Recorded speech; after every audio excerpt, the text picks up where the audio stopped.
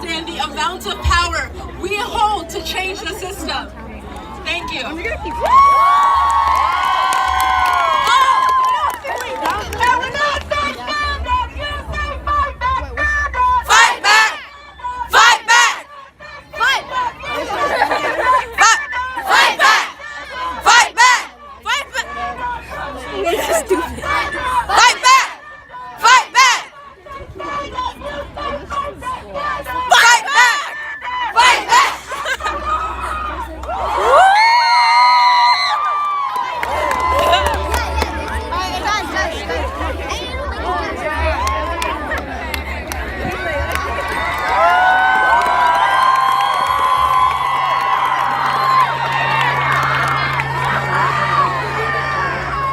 My name is Carter Coffey, and I'm an 8th grader at Culver City Middle School.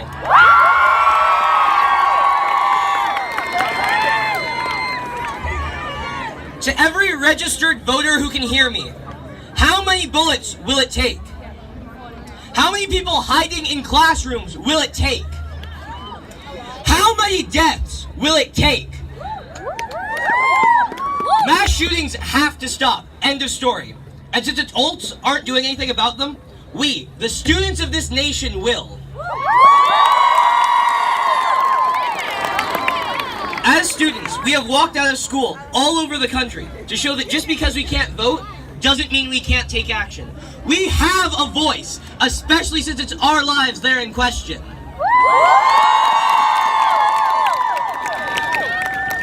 Right now, we are showing our strength and our resolve. And we're here to let adults know that there are at least 2 things that can be done. First, change the age in which someone can buy a gun to 21.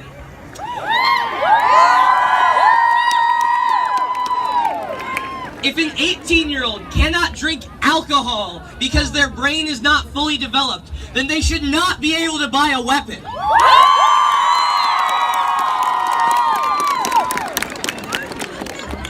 Drinking may injure an underdeveloped brain, but a bullet inside one kills.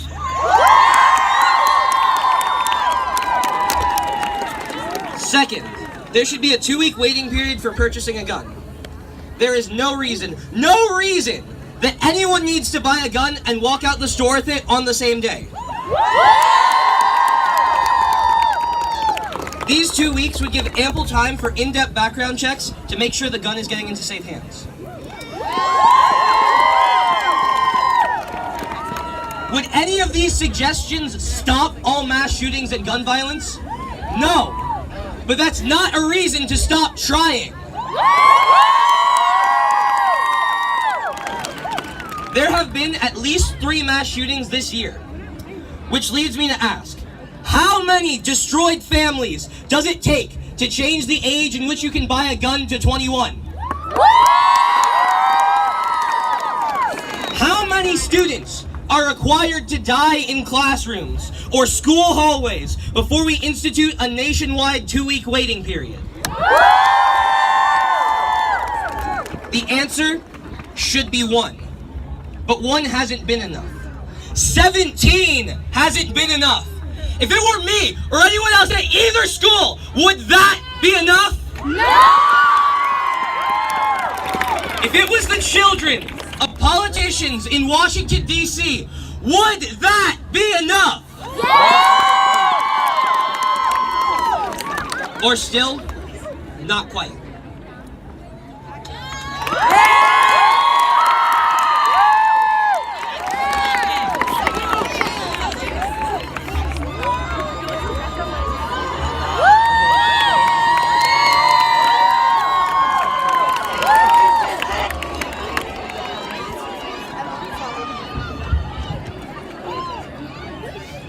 Good morning. Good morning. My name is Sincere Watson. I'm a senior here at Culver City High School.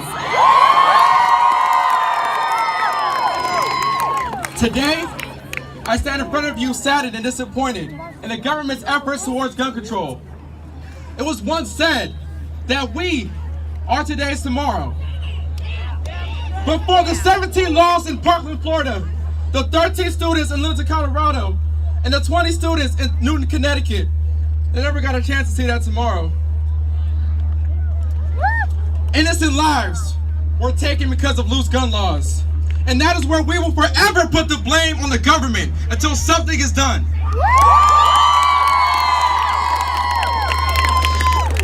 My peers and I, or any student for that matter, should not have to stay up late nights worrying about if their school will be the next to make the news. I refuse to stand by and just watch as all this unfolds. We will not let this movement be remembered temporarily. No, we will not leave it to the government to handle it. Look at all that's happened due to us doing that.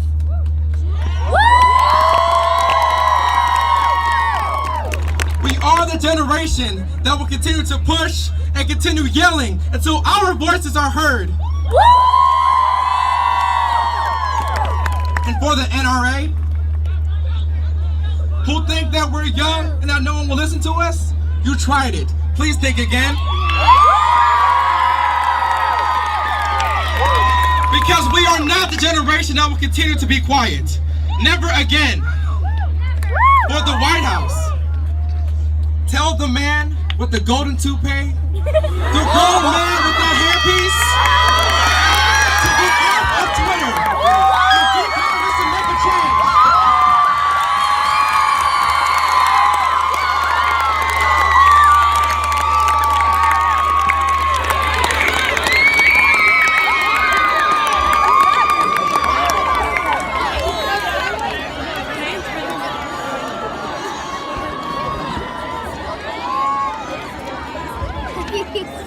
They're golden toupee. Hello, my name is Liam Wall, and I'm a junior here at TCHS.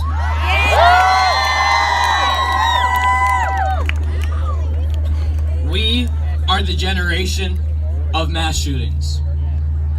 We are the generation that prepares for active shooter events when we should be learning. We are the generation where massacre after massacre has morphed from a shocking disbelief to a numbing, familiar pain.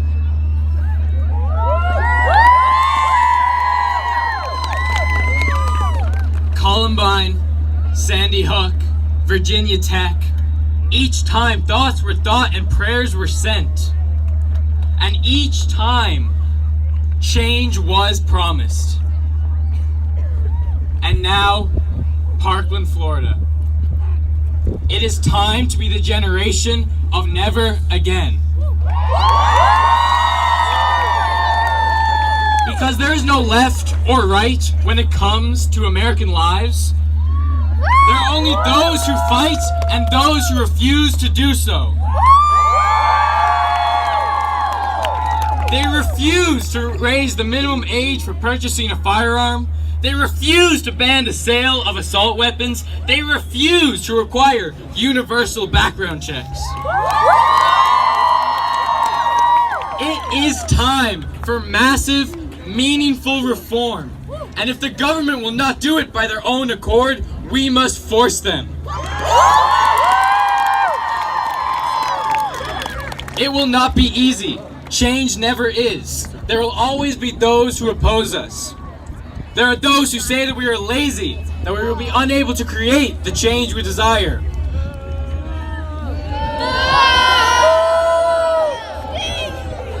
I say, look at the current Congress, one of the most inactive in history. If not us, then who?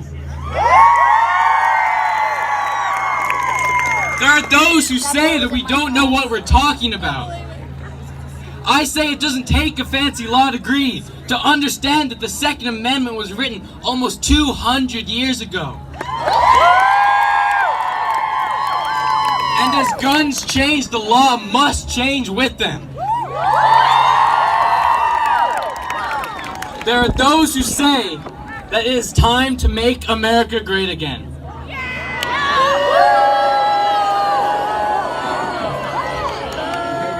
I say that it is time to make schools safe again.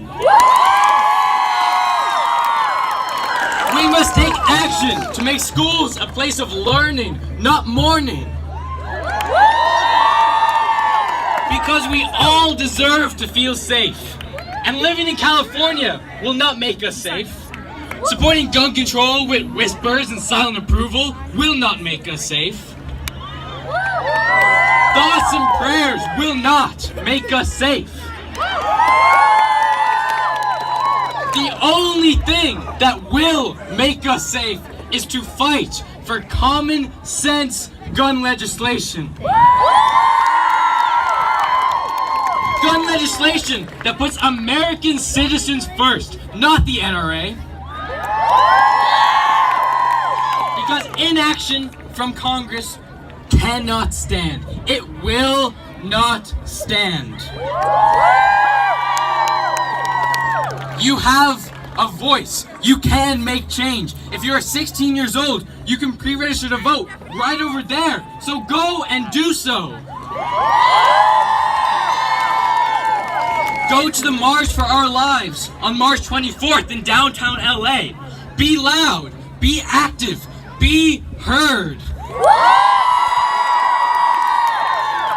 Because America has an epidemic of gun violence. It is time to be the generation that ends it. Thank you.